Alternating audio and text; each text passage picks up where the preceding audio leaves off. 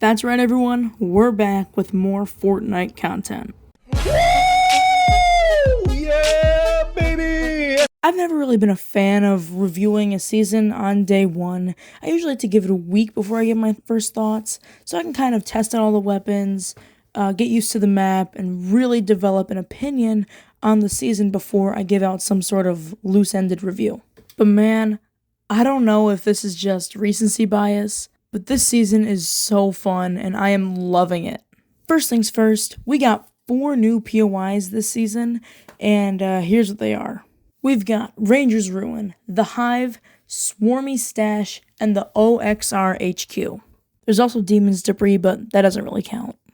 Having 4 new POIs right off rip is already a great improvement from last season's 3. I found myself landing at Ranger's Ruin a lot because the Queen spawns there, but we'll talk about her later, and it's not really super contested because most people either go for the Hive or the OXR HQ. But what's a Fortnite season without its weapons? And this one, it has a meta. Let's just get this one weapon out of the way. The Wrecker Revolver might be the most overpowered thing I have ever used in Fortnite. I'm recording this on the 12th, and the damage of it hasn't gotten nerfed at all. However, it did get nerfed so you can't double pump them anymore, and you can't really use them at super long range anymore, which kinda sucks, because this was an awesome weapon in its prime, and maybe the most overpowered weapon in its prime. However, its exotic is still super good, and you can still technically double pump with it, but you need to actually use a shotgun instead of another revolver to do it. Back to another overpowered weapon, we have the Swarm Strike. Who at Epic Games thought it would be a good idea to make a practically guided missile launcher that shoots 7 rockets and could at one point deal 200 damage? It did get nerfed, which is kind of a good thing in my opinion, because dealing 200 damage and being able to guide where the bullet goes is just way too overpowered. Why would you do something like this? Toning down the overpoweredness for a second, we have the new shotgun, which replaced the Outlaw shotgun, which is called the Sweeper shotgun. Now, the real question everyone is asking, does this overthrow the Sentinel Pump as the best shotgun in the meta? Absolutely not.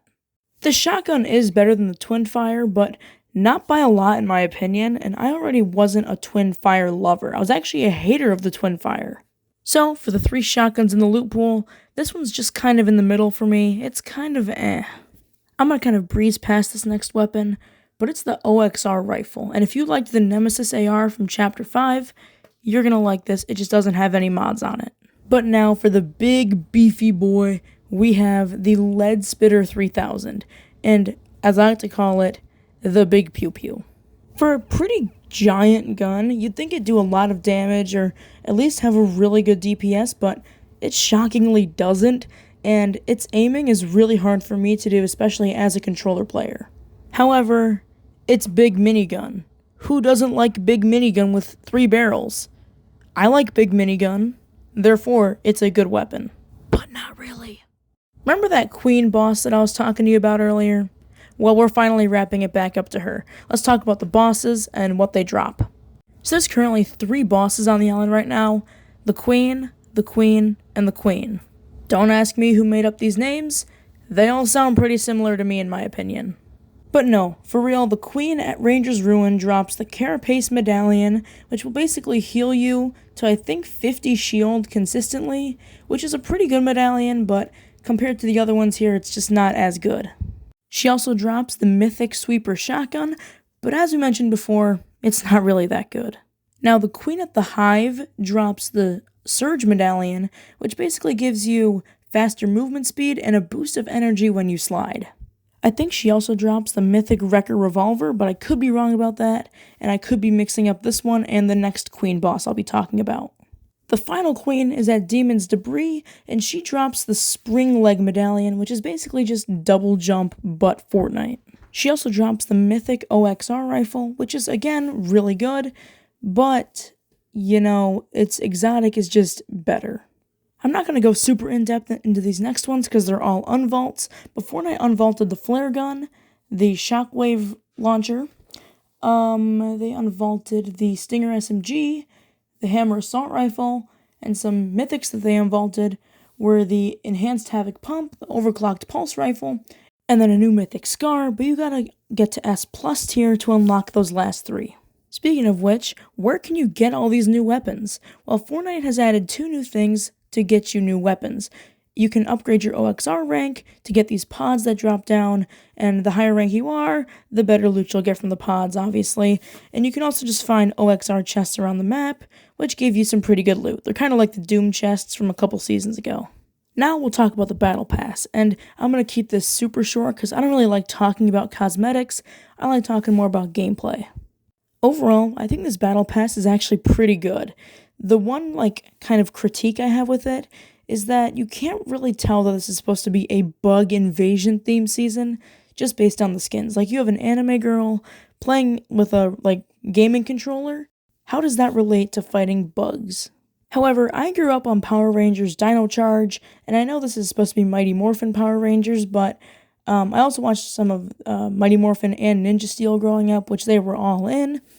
So I am really happy with the Power Rangers collab, and I can't wait for Megazord to finally become playable.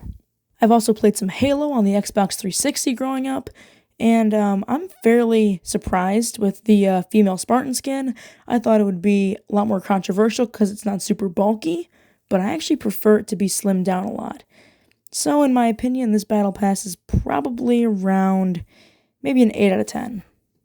If there's anything else I forgot to cover in this video, please let me know. I'll make a follow-up to it. Overall, this season is really cool, and not gonna lie, when I saw the leaks and saw it was bug invasion, I was a little skeptical, but I'm having a blast with this season so far, and it is just so fun. I'm just realizing I forgot to talk about a lot of the exotics, like the exotic double pump and the slap, like Flowberry Fizz, which is totally my bad on that. I just totally forgot to do them. They're all really good exotics. I think they blow last, seasons out of the water. And, that's really all I got. Overall, we're about 6 days of posting this, but you'll probably see it on the 7th day, so a week into the season. I'm having a lot of fun personally. I've been playing with my friends a lot. It is awesome.